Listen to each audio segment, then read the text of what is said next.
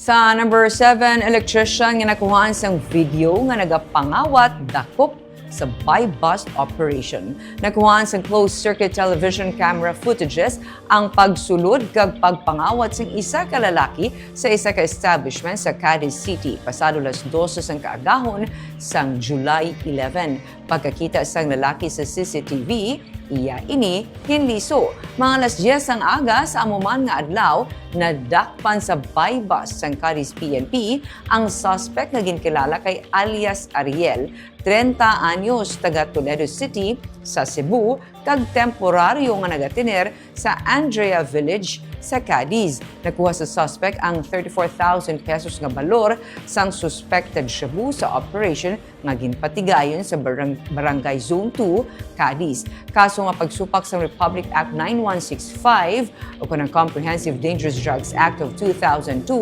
ang ginpasaka kay alias Ariel nga nagaobra bilang lineman kag electrician. Sunod sa Cadiz PNP, wala sang complainant nga nagpasaka sang kaso nga theft batok sa suspetsado.